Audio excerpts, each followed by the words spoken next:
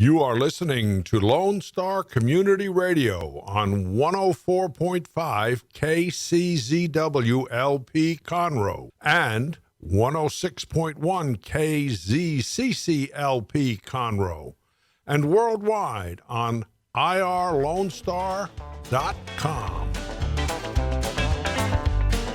Good afternoon. Welcome to the Extension Hour. I'm Amy Ressler, County Extension Agent for Family and Community Health. Happy New Year. This is our first show of 2020, and it's really great to be here because this is an extra special program, I think, because we have a very special guest. Of course, we've got Brandon Gregson with us, and he's our County Extension Agent for Agriculture, but we have Dr. Dan Hale, and he is the Associate Director for Agricultural and Natural Resources and the Path to the Plate Coordinator with Texas A&M Agrilife Extension Service. So, of course, this is the Extension Hour. We talk about all kinds of things with Extension, and Brandon's been on a few different times with different guests that we've had. Dr. Hale, we love having our volunteers, our committee members to talk about some of the programs that we do. In fact, we call it people, programs, and partnerships is really what we highlight on this show. So it's great to have a people here, a people. You got a real person. Yes. Yeah. Well, I mean, we always have real people, but you're all of our guests are special and important, but but it is really nice to have an associate director here with us. So thank you so much for making the trip to college from College Station. You know, sometimes when we're out in the community and we say we're from Texas A&M Agrilife Extension Service, people will ask, "Oh, did you come down from College Station?" And no, we are right here in Montgomery County. So our office is at 9020 Airport Road, and we had the opportunity to give you a little tour of the grounds there. Beautiful facility. You're really fortunate. Your county does a great job supporting you, and you have awesome volunteers. I was really impressed. We do, yeah. The Master Gardeners do just a great job with all of the grounds there, and then we have a lot of other volunteers as well that help out in the community. But just because the Master Gardeners are concentrated right there on the grounds, you see the fruits of their labor, literally the fruits of what they've been doing. A lot of that has to do with some of the leaderships. Our agents, in this county are awesome, and so we really are very fortunate to have you two with us. And this is a county that does a lot of special things. It's kind of a model county around the state. Oh, well, thanks. Nice to hear. So it's Brandon and I, and then we've got Michelle Mahalik. She's our 4-H agent. We have Justin Sines, who is our urban youth development agent. We have Michael Potter, who's our horticulture agent. We have Michelle Scaife, who's our BLT, Better Living for Texans agent. We have 2 program assistants. We have an awesome support staff. We are. It's great, and you have a lot of diversity in this county. If you look across Texas, we have 254 counties. Right. We have extension or people like you present in almost every county. And, this particular county, because of Houston on one side, and then you have really open spaces as you go further north. Sure. You've got cattle, you've got, gardens, you've got crops, you have all sorts of things. And then plus you add on the family and community health aspect of it. There's a whole host of things that you have to be responsible for as agents, as well as trying to develop programs to serve the people of Texas in this county. Right. And that's, we love what we do. Absolutely. Yeah. And so, like I said, we're really happy to have you here. So before we get too far into it, and like Brandon said, sometimes we end up chasing rabbits on this because we start talking about something and we may go off on a topic. But let's introduce yourself. So tell us a little bit about your background. So currently you're the associate director, but you've been with Extension for a while. So, I've worked pretty much on the food and livestock side of the agricultural industry for over 34 years. I came to Texas A&M Agrilife Extension back in 1985, so I'm an old-timer around here. And so I've served really in many different roles, working with consumers on the consumer side and helping to understand where food comes from and the health aspects of incorporating different types of foods into their diet and the importance of dietary patterns versus just specific foods. And then also talked about, actually working with cattle producers and livestock producers and making sure they produce a safe, wholesome product for the consumer. And, their goal is they want to do that. And so my goal is to teach best practices on how to do that. So that's what I've done for the last 34 years until about September, where I took on this new responsibility, got the call. And, basically because it's such a wonderful team and they're great people like you to work with, I decided I want to see if I can just help continue to bring us together and make us a really cohesive unit across the state and make Extension really viable and relevant to every person in the state of Texas. Yeah. So Extension has been around for 100 years, more than 100 years now. Wow, yes. So we've got a very rich history of what we do. But, I'm always not amazed, but, I find it interesting that sometimes when we're out in the community and we talk about working for Extension or the Extension service and what we do, a lot of people are sometimes surprised to even know that that's something that is offered, that it's available, or, why it exists and that kind of thing. So, we really enjoy telling people, well, let me tell you about Texas A&M is land grant university, but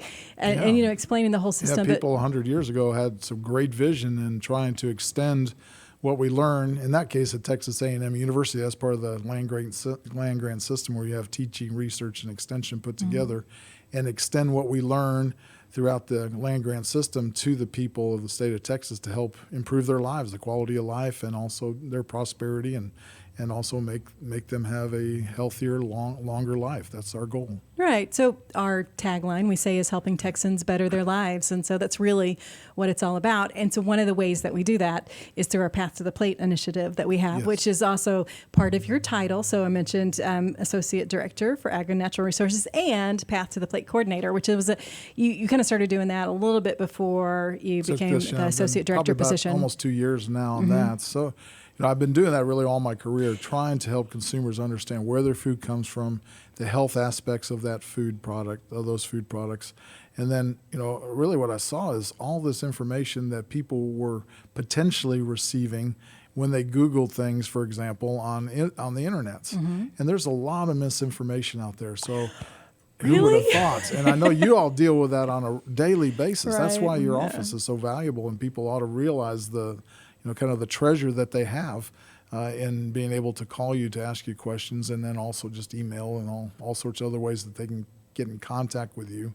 Right. But, where do they find unbiased, scientific, reliable information on all sorts of things about food production?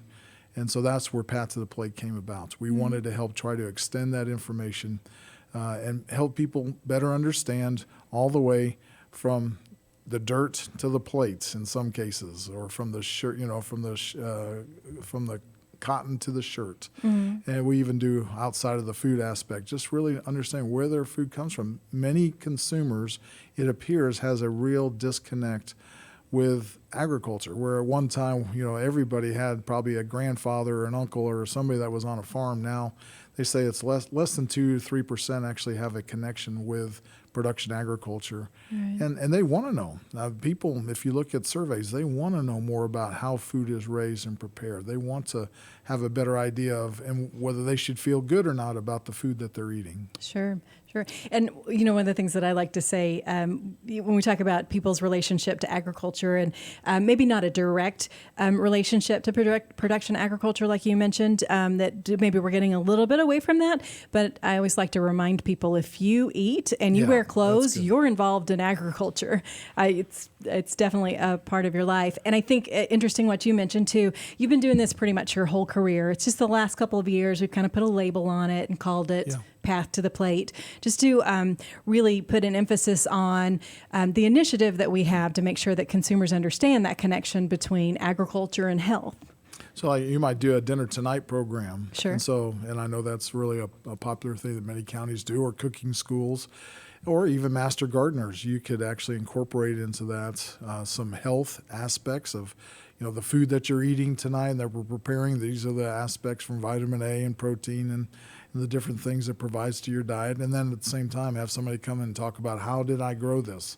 And why do I do the things that I do? And so those are the types of programs that we're trying to put together, along with YouTube's videos and websites and other things that we're trying to help people to connect through the internet, maybe more non-traditional audiences, and show them how they can connect with this kind of information.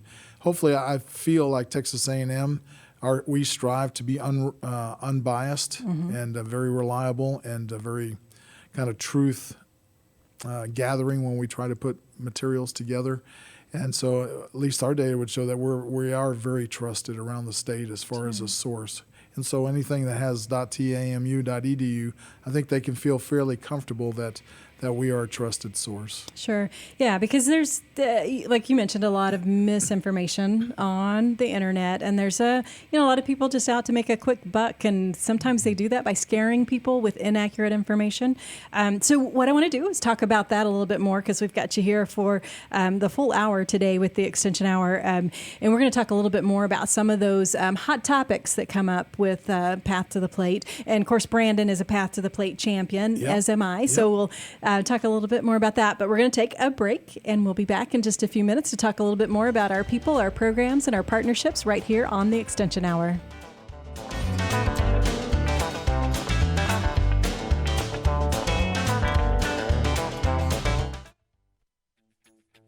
Family and community health programs provide science-based education designed to improve the overall health and wellness of individuals, families, and communities.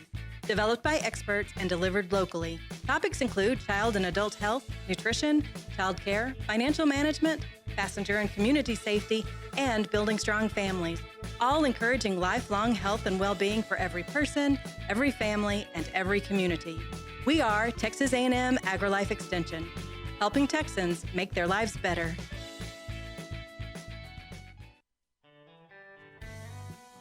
Lone Star Community Radio is Montgomery County's radio station with talk, music, weather, and traffic for Montgomery County. Have a question or comment about one of our shows? Want to know how to reach a host? Just contact the station at irlonestar.com or call in and leave a message at 936-647-3776. Get involved with your community with Lone Star Community Radio. Vale Institute, a 501c3 nonprofit, began in 2014 with a mission to strengthen the future of veterans through leadership and entrepreneurship training. We've invested over 1,400 hours of training in our veterans while connecting them with community entrepreneurs and leaders. Our mission is to continue investing in our veterans who have given so much for our country. Please join us in our mission by visiting veleinstitute.org. That's velinstitute.org. Hispanic Chamber Connections with Dr. Carlos Sanchez, President of the Woodlands Conroe Hispanic Chamber of Commerce, featuring event announcements, member highlights, and more. Tuesdays at 1 p.m., broadcasting from the heart of Conroe, Texas on irlonestar.com and Conroe's FM 104.5, 106.1. And we are back with our first show of 2020. This is the Extension Hour. I've got Brandon Gregson and we have Dr. Dan Hale. And I really talked you up, and you were living up to your, you're doing a great job, Dr. Hale. We're glad you're here. Yeah, I'm glad I'm here too. We are talking about all things extension, but Path to the Plate is an initiative that we have. And we mentioned before we went to break how it's really what kind of you've been doing your entire career. But we've just recently, as an agency, sort of put a label on this initiative that we have that's called Path to the Plate, which is really about connecting agriculture and health, because a lot of people really don't understand like where their food comes from. And we talked about some misconceptions that, goodness, not everything on the internet is true. So who would have thought? Right. Often we get, well, I heard on the internet, or I read, right now, this. I read somewhere usually means, and there is a lot of good information online. I mean, we've got great access to really good information, but at the same time, there is a lot of misinformation out there. So part of what we do with Path to the Plate is kind of helping to wade through that. So, you mentioned before that people don't have to be afraid of going to the grocery store, the things in the grocery store. And that's, I think, where some of that misinformation comes from. Is there some, I call it kind of fear mongering, that we're afraid of certain types of food. But you mentioned during the break. Yeah, if we're not careful, what ends up happening, people market one product against another, basically using the fear tactics that you're talking about. And I think it's important for the public to just understand it's more the combination of foods that you eat than a specific food that you eat, and even where it was produced and how it was produced. In the United States, we have an extremely safe food supply. Sure. We also have a very plentiful food supply, a food supply that has its checks and balances through regulatory agencies, both on the state and federal level, that look at it and test it and study it and make sure that it's safe, that it's going to be a healthful product for the consumers. A grocery store is not going to offer a food that's going to hurt you. So it's more in what you do with that food and how you combine those foods. And I think what you probably and Brandon too, Amy and Brandon have talked about is, variety and moderation and dietary patterns is what's important. They talk about my plates, which includes protein, which is extremely important, whether that's dairy or meat products or other plant protein sources. And then you have fruits and vegetables where you get vitamins and minerals from, and also fiber and other important things in your life. So it's the combination of those foods that you consume on a daily basis more than a specific food. And then also, when I talk about meat products, for example, I talk about if you want to eat healthy meat, and meat can be very healthy in a diet, it's what you do is what I call the 3 Ps. The first P is pick the right cuts. So pick lean cuts. Second one is prepare it properly. Deep fat fried is probably not the way if you want a healthy product. Right. Okay, just added fat and added calories to your diet.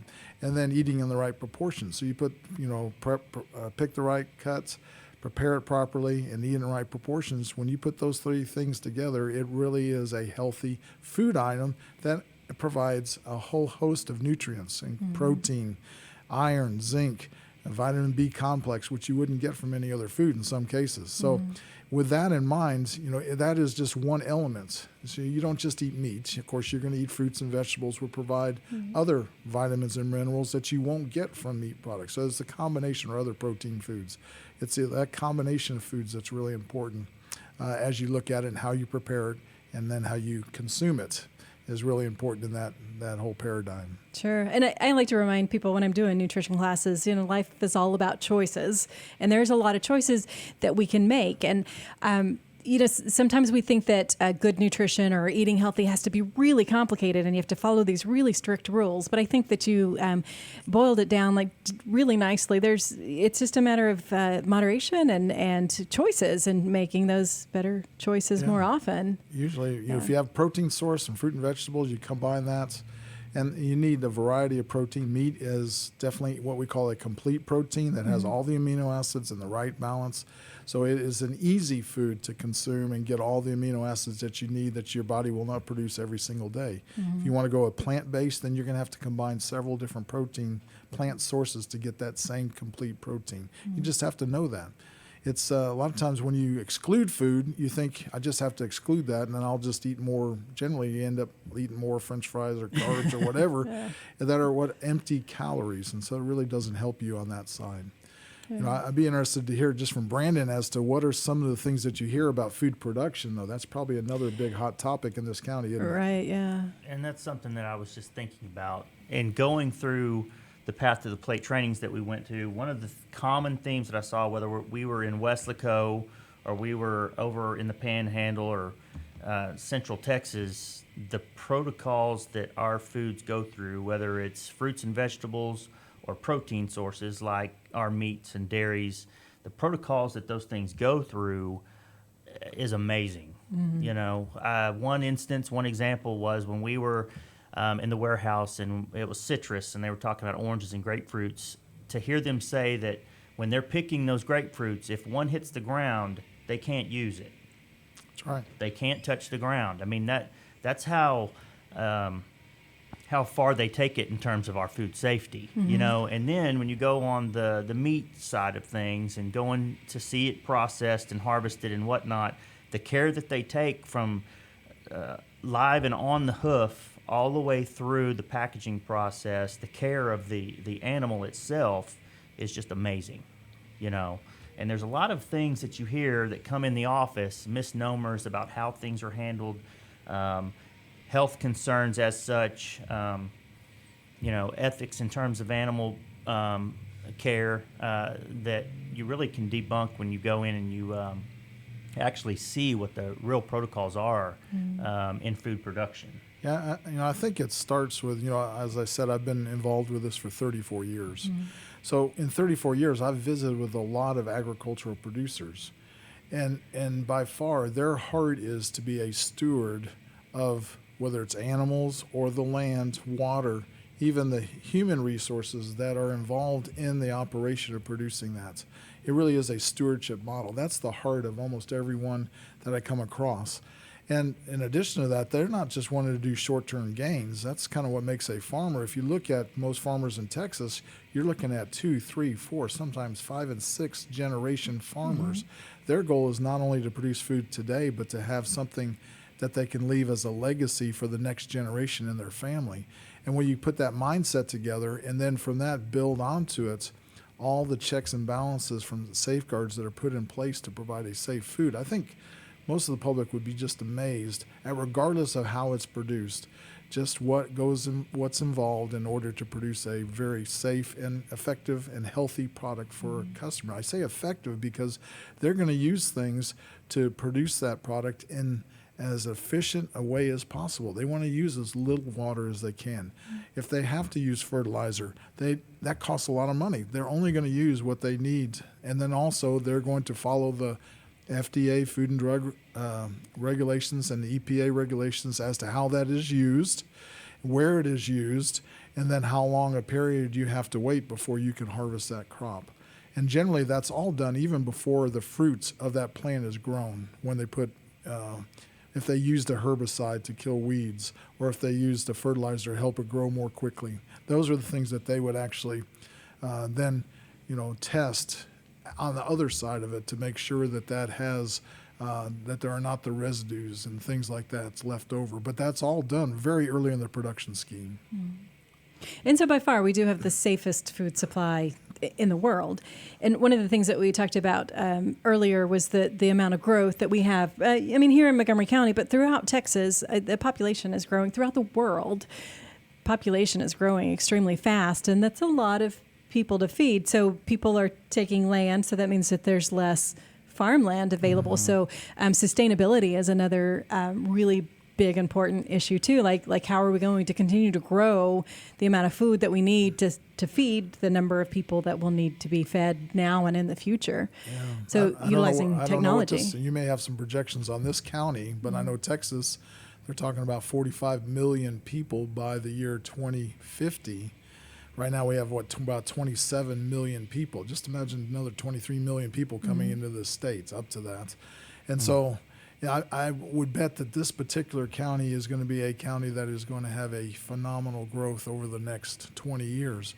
And so that's what we call urban sprawl. So now we have less land that we can use for raising crops. And I'd like to hear Brandon maybe talk a little bit about what they actually raise here in this county, as far as from cattle or from even cotton, whether they even have that here. But you think about all that is raised here, now we're going to be pushing that further out. And not all land can be used to raise crops. Right. So I used to think dirt was dirt, and you could put anything out there, add a little water, and you got it. No, there are specific soils that you can use for growing, and if you try to grow in areas that don't have those soils, you overuse everything as far as resources, as far as water and potentially fertilizer, because it just does not have the capacity to sustain that. So as Texas A&M Agrilife Extension, our goal is to try to develop technologies that will help maximize the yield and still maintain a very healthy, safe food supply for the consumer. Yeah, sure. So Justin Sines, our coworker who works with Urban Youth Development, was helping a 4-H member do a presentation that related his major project in 4-H to agriculture, how it affects agriculture. So he doesn't raise animals, he doesn't grow crops, he does robotics. And so they were talking about, Justin had done some research and was helping the 4-H member talk about this in the presentation, but what used to be called precision agriculture, but now is called digital agriculture. But just the amazing things that technology can do in terms of handling those crops and applying pesticides like only where it's needed, not over applying it, knowing exactly how much water like each plant needs. Like it can be that specific, so that increases the sustainability of the land and what's growing and the output. Yes, can you imagine a robot that right now they have these robots at Texas A&M, which they're now trying to adapt to commercial settings, where that is rolling down aisles and they're finding a a weed, and they're either pulling that weed or they're spraying that one specific weed in that one specific place and not spraying the plant at all. So, I mean, there's that kind of technology, and then satellite technology and drone technology, or assisted, unpiloted aircraft. Oh, yeah. Yes, All those technologies will actually do almost the same thing that we saw when we went from a mule to a tractor. We saw huge growth in as far as productivity of agriculture just in that, and we're going to see that happen again. And that's fortunate that we have these technologies that are out there that are going to help us produce again on less resources, less water, less land, produce basically the same amount of food. Unfortunately, we have to grow even more food. So we've got to continue that pursuit of trying to develop the best technologies that are safe and produce wholesome, safe food for the consumer. And so when we talk about safety, and one of the things that people are often concerned about with safety is the pesticides that are applied. And so we can talk more about that in detail. We'll talk about organics and, the differences or the lack of differences. I mean, sometimes people think that they're much more different than they are.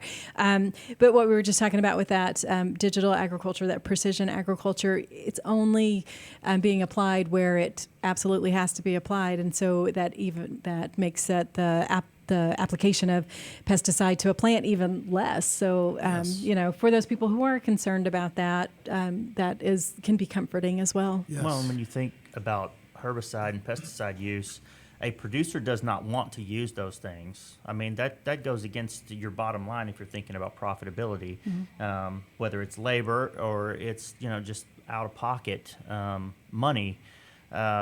And it takes away from your income at the very end. So those things aren't applied unless they absolutely have to be done, and they're in specific amounts. So on specific things, but they aren't.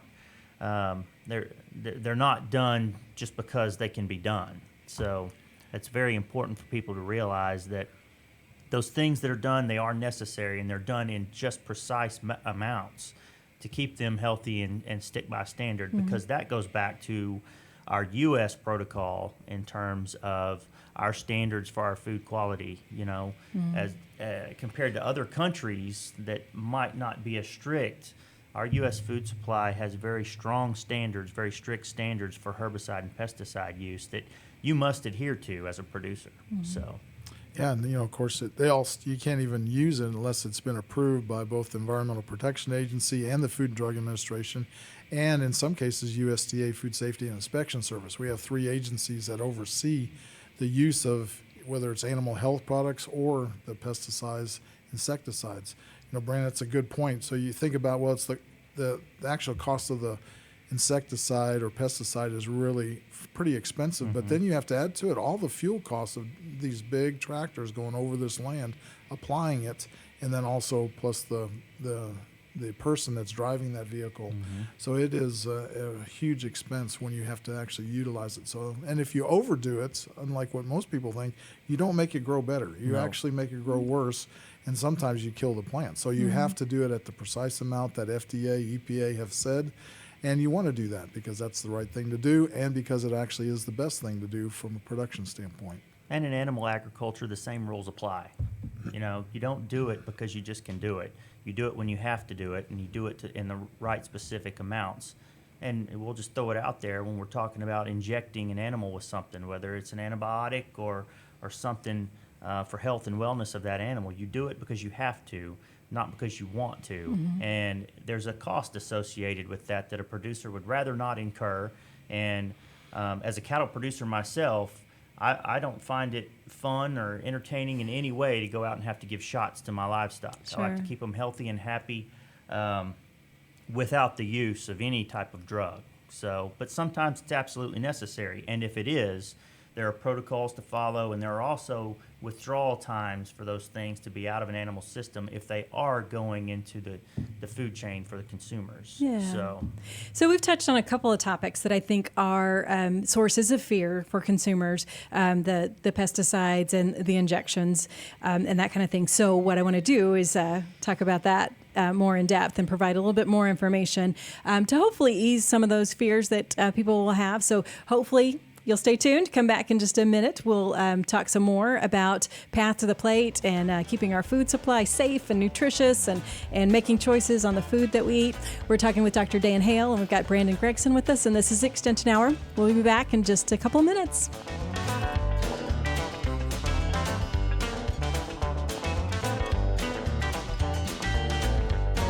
You're going to need me. You're going to need us. All of us. You're going to need our help with your water, your air, your food. You're going to need our determination, our compassion. You're going to need the next generation of leaders to face the challenges the future will bring. And we promise we'll be there when you need us. Today, 4-H is growing the next generation of leaders. A Lone Star Community Radio is ready for the summer. If you or anyone you know is looking for summer internship opportunities, a Lone Star Community Radio is a great place to grab the mic and be on the air. A Lone Star Community Radio offers a great opportunity to those interested in learning about the radio world all year round. Be an on-air personality, talk show producer, or YouTube, TV, podcast editor. Contact the station at info@irlonestar.com or call the station's message line at 936-647-3776. What is homelessness? Have you seen parents struggle to find a job without having transportation or childcare? What about the children sleeping in cars with nothing to eat? Families shouldn't have to struggle to survive, and children should not be homeless. Family Promise of Montgomery County serves the needs of homeless families and their children. Learn about ways you can help and learn about partnership opportunities at www.familypromiseofmc.org or call our day center at 936-441-8778. Hey guys, this is Connor. This is Dick. This is Chris. And we're with the Ticket Stub Podcast every Thursday live at noon on 104.5 and 106.1 FM in the Conroe area. Also, anytime at irlonestar.com. You go to irlonestar.com/TTS. You can find all of our social media. And don't forget, we give away 2 tickets to the Grand Theater on every show. If you like movies and you like complaining or celebrating anything that has to do with the silver screen, check out the Ticket Stub Podcast and join us every Thursday at noon o'clock on Lone Star Community Radio. And we are back with the Extension Hour. We're here on Fridays, 1 to 2 p.m. It is live on 104.5 and 106.1, and then also on irlonestar.com. And then also we're on Facebook Live. So, Dr. Hale, do you got any Facebook friends? You want to do a shout out? I do. Hey. And then also we post it on YouTube so people can go back and watch it too. So, you know, what was that Dr. Hale said about? Yeah, let's go check that out. Yeah. And then what was that Brandon said about injecting his cows? Because I'm sure that's for some people that would cause alarm. What? You're injecting my animals? I knew it all along. That's what's wrong with America. So, and we that's know what makes us good steward of our livestock. Like I said, you don't want to give shots, but just like when you're sick or your child's sick, and sometimes you've got to administer medicine because they can't get over it on their own, whether it's an antibiotic or a pain medicine to help them get over something. You do that, they get over it, everything's good, but you don't like to do it. It costs you money to do it. It costs you time to do it. There's a lot of work involved in getting them secured to get in there and get that shot. Along the lines of giving shots, in Extension, we do programs to teach people how to properly do that. In February, we're having an injection site protocol workshop for our kids that raise livestock and their families. And the whole point of that, working with Extension specialists and our Extension veterinarians, is to come in and show them if you absolutely have to give an injection to your livestock, where do you do it? How do you do it properly? How do you do it safely? Labels are an important part, following the labels to the T. So, and an individual producer, when we're talking specifically about cattle right now, so the beef industry, because there's a lot of confusion too between different types of animals, like the chickens and those that are hormone free and antibiotic free, and we can talk about that too. Sure. But also the industry wide, that's true as well. Absolutely. So it's not getting into the food supply. Right. So bottom line, I think it's probably important for people to understand that I think it would be helpful if they understand why do we use them. Well, we see an animal that's sick. I personally believe it's inhumane to allow that animal to continue to be sick and potentially die. A lot of times, one of the more common ones is a respiratory issue. Just like there's weather changes and people get sick, you end up having, pneumonia and things like that. We don't want that animal to die. And so what we'll do is we'll call a veterinarian in and we'll ask him, well, what should we do to treat that animal?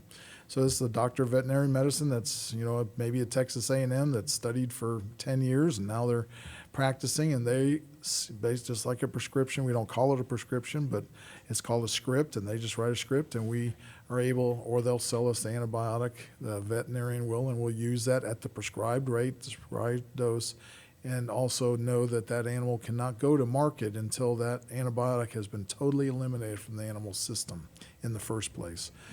Those antibiotics have been approved by the Food and Drug Administration using the same exact protocol that you'd use for human antibiotics. Also, another big misnomer is that people have the idea that we're using human antibiotics on livestock. The vast majority, well over 95% of the antibiotics that are used are specifically for livestock only. We don't get into the certain classes of human antibiotics and utilize those because we don't want to develop and actually have a potential of resistance in that. So then on the other side, there are people that test the meat for antibiotic residues. So when they say, well, this meat doesn't have any antibiotics, virtually no meat has any antibiotics in it. And it's just not there. And that's tested on a routine basis to make sure that that's the case. So who tests USDA Food Safety and Inspection Service does random testing to make sure that that's what's happening. And if there is a violation, if there happen to be one, they go back to the farmer and they work them out, and there's potential jail time and legal, issues if they do find it. So it is something, not only the right thing to do, but there's a lot of good reasons to use antibiotics to make sure that the animal stays healthy and happy, as Brandon mentioned a little earlier in the program. So we're talking about injections, but another thing that I think sometimes people maybe get confused with, injections and antibiotics and organics and GMOs. That's another thing that comes up fairly often. And some concern about GMO food, so genetically modified organisms. Let's talk a little bit about what the GMO system, what is it, and what does that mean for our food supply? So what they might have discovered is they might have discovered in one plant that this plant seems to be immune to a certain type of pest. So a certain insect that will not attack that. And then they discover, why is that? Well, it has this particular gene in this particular place on this plant. And so they take that particular gene out of that plant and they put it into another plant. It has nothing to do with the corn. If they did it in corn, for example, it would have nothing to do with a corn kernel. Corn kernel, as far as nutrition, chemical analysis would be exactly the same between an animal that had a GMO versus one that had not. The only difference is that one little bitty splice of gene that was put in there. So now this plant is also immune to that particular insect. Whoa, guess what? That means we use less insecticide on that plant. It is a win-win situation. That you don't have to use the energy that's required to put the injection. You don't have to use the time from the person, and you don't have to pay for the insecticide itself. And so it's a win-win situation. It allows that plant to grow more productively with fewer inputs into that plant. So that's why they do those things. Now that, again, has been approved by both the Environmental Protection Agency, just every GMO that's been being used, and there's only, I think, 10 of them that have been approved, 8 that actually are in production in the world. And so cotton would be an example of one of those potentially, and corn could be one of those, and soy products could be one of those. But there's not that many out there. And so what that ends up doing is allowing, they have been approved by the Environmental Protection Agency and the Food and Drug Administration before they're allowed to be utilized as a seed. So you can't use a GMO seed unless they've gone through that approval process. So, when you kind of step back, okay, so what is the danger? Well, if it's a corn plant, if I eat the corn, there's no difference in how I digest that corn from that plant versus another plant. So would it say it's safe? Yeah, well, there's a group of over 200 scientists that the National Academy of Science and Technology in the U.S. And then another group of over 100 scientists in the European Union have all looked at the last 20, 25 years worth of data, because we've had GMO corn at least for that long, and they show that there is no human health issue whatsoever. Well, what about other plants or other insects and things? And again, that's been tested by EPA, who just in the last couple of years reapproved some of these technologies, and it comes up for every so often they come up for approval again, because they've looked at the latest data and said it still looks to be safe from that standpoint. So when you put all that together, we believe it's a technology that will help feed more people with fewer resources and less inputs, such as insecticides. Sure. And I think an interesting thing too, in the just taking a tour of the grocery store, you're likely to see a lot of labels that say non-GMO. And you mentioned there's 10 that are approved. There's 8 that are actually in production of food products that could be GMO. But you see it on all kinds of things that are not or wouldn't be GMO. Yeah, lots. Yeah. And they put it there because consumers don't know what it's in. It's just kind of like gluten-free. I mean, there's only gluten in a few products, anything that, but few different products, but you see gluten on meat. Well, of course, meat products have no gluten, not even potential. They don't have GMOs. They may have eaten GMO corn, but isn't it wonderful that animal has a liver and is able, and so 4 different stomachs. There's nothing, and so there's nothing different about the meat. Period. So it's non-GMO meat. So and if you look at different types of fruit, it'll say non-GMO. Well, there's no fruit that's ever been approved for GMO for that product. So again, it brings confusion to consumers, but that's why I really like to say that if it's presented in the grocery store, it is safe to eat. What I see quite often, people saying, well, I can't have my fruits and vegetables for my kids because I can't buy organic. Okay, I can buy conventional, it's half the price, but I can't buy these. Well, now my child is not getting the vitamins C or vitamin A, not getting the vitamin K, not getting the minerals that child needs. That's much worse. And there is no downsize to eating any of the food products that you find in a grocery store. Lettuce from one source versus lettuce from another source, there is no difference in the nutrition and health of those two products, because they've all gone through a very rigorous production system that makes sure that food is healthy when it's presented to the grocery store. Sure. I think another important topic that you just touched on too is the dietary patterns, and we started out talking about that, the things that you choose to eat, and as I mentioned, life is all about choices, and you can make choices about what you eat. And for some people, organic and non-GMO may be the choice that they make, and in many cases they have that luxury of making that decision. But what you were just talking about, low income or families that are strapped for money, feeling like they can't feed their kids fruits and vegetables because of the cost of organics or the cost of eating healthy.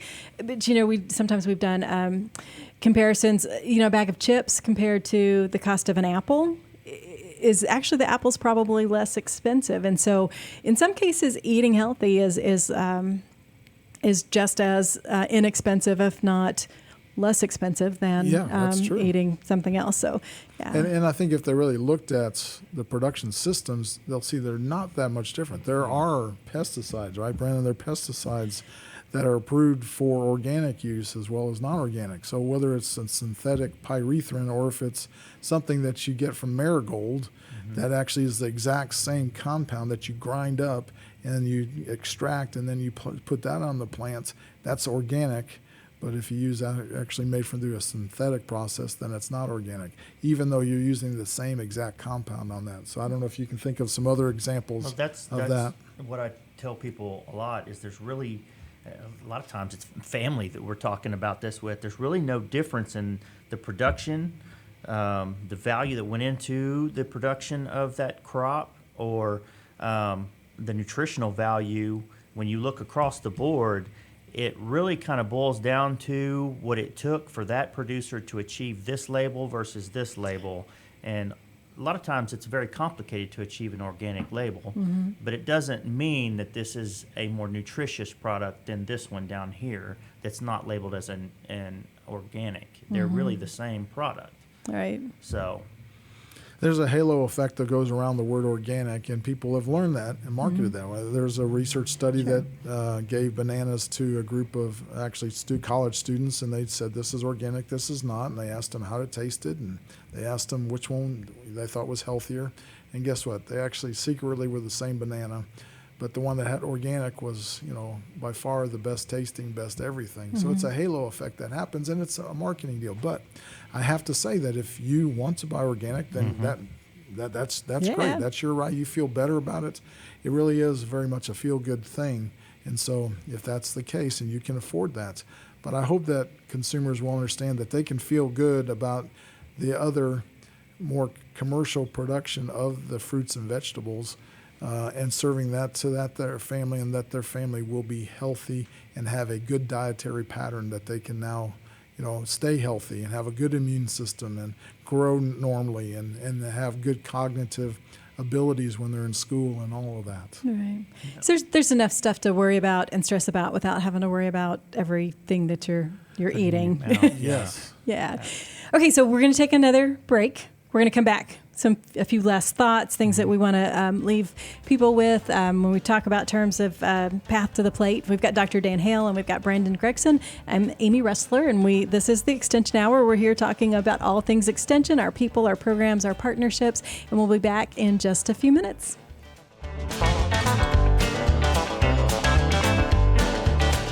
Texas A&M Agrilife Extension Service is all about extending knowledge and providing solutions. We do that by using science-based information to create high-quality and relevant education for the people of Texas. More importantly, this outstanding education is delivered locally, right here in our county. We encourage lasting and effective change that helps our communities and our county thrive. We are Texas A&M Agrilife Extension, helping Texans make their lives better. A Lone Star Community Radio is looking for those who are interested in hosting their own talk show, with monthly and weekly slots available on Conroe's FM 104.5, 106.1, and on irlonestar.com. Start your own podcast, create your first YouTube channel, and be on TV. Contact Lone Star Community Radio online at irlonestar.com or call the station message line at 936-647-3776 to take your first step into the radio world.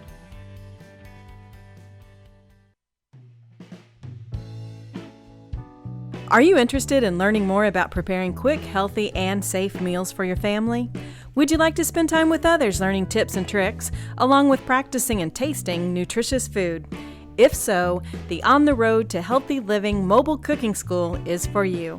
Call Amy Ressler at Texas A&M Agrilife Extension Service at 936-539-7825 to find a class near you or volunteer to host a class. Hey, Montgomery County and online listeners. Thank you so very much for checking out Jazzy Vibes with Soul. What? You haven't done so yet? Well, you've got to tune in. Hi, I am the host of Jazzy Vibes with Soul, Miss CeCe Holmes, and I invite you to check us out every Friday and Saturday from 7 until 9 p.m., where you will get the best in old school R&B and, of course, a little smooth jazz to make it jazzy. So tune in.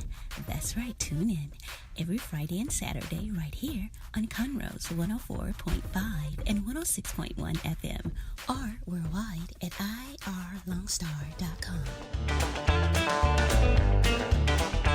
And welcome back to the Extension Hour here every Friday. And I mentioned before, we're playing on Facebook Live, and you can go back and listen to it on Facebook. But speaking of Facebook, that's actually a good place in some cases to find more information. There's a lot of Facebook, just like internet information. So some of it can be inaccurate, but we like to think that ours are very accurate. So there is a Path to the Plate Facebook page, right? Yes, so it's just called Path to the Plate? Yeah, Facebook/Path to the Plate. That easy. Just one all word together. And there's also a website, pathtotheplate.tamu.edu. You can find blogs about blueberries and corn and all sorts of different things. And you'll also see information on antibiotic use and GMOs there as well, if you're interested in that. And I also know that the local county has a Facebook page, right? We do. Montgomery County, Texas A&M Agrilife Extension Service. Our Master Gardeners have a Facebook page. We have Healthy Living in Montgomery County, and there's 4-H. Yep. Facebook page as well. So, and then we have website, and so there are a lot of good places to get information. Speaking of Master Gardeners, they do have a plant sale coming up. Before we forget to mention that. So January 25th will be the fruit and nut tree sale, and then they'll have the spring plant sale sometime in March, and then of course the fall plant sale will be later on in fall. And then you've got some. We've got some schooling shows coming up for. Horses, youth involved in the Colt Project here in the Montgomery County Fair, but it's also open to horse enthusiasts that just need to get their horses out. And it'll be every Tuesday night starting on the 14th. It'll be the 14th, 21st, and 28th Tuesday evenings out at the Montgomery County. Of January. Yeah, Montgomery County Fairgrounds in January. Okay. So. Yeah.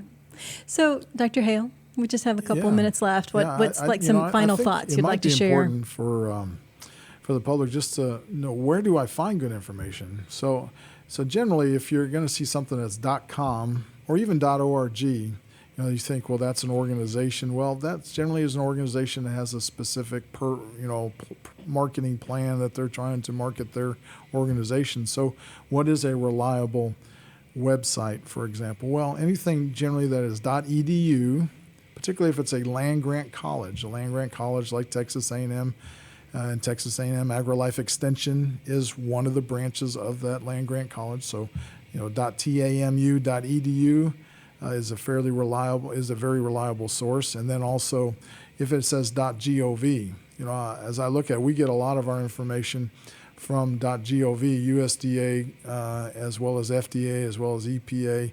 Their websites are very accurate because we are actually feeding a lot of that information through the land grant system. So we'll do the research, for example, and much of that information that we produce, along with our USDA research arm, will be presented in fact sheets that are online that are .gov sites. Also Texas, Texas Department of Agriculture, Texas Department of Health.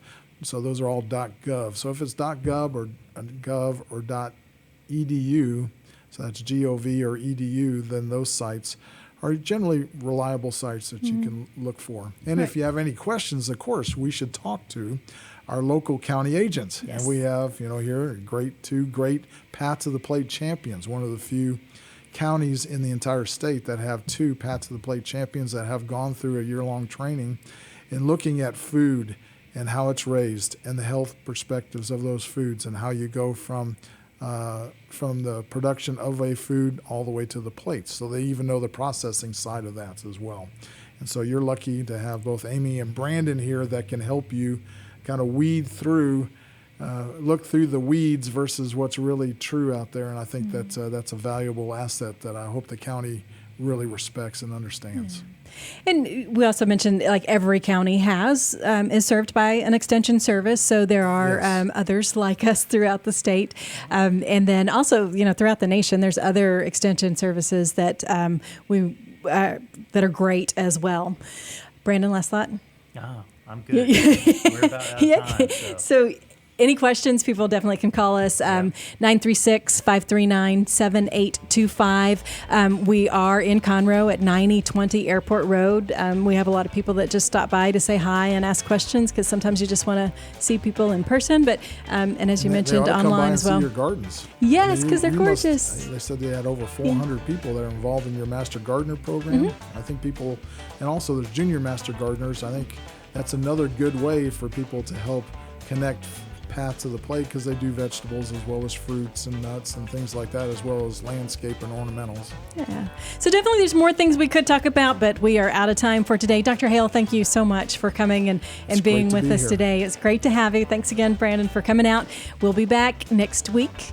And of course, every Friday, 1 to 2, right here on Lone Star Radio. See you soon.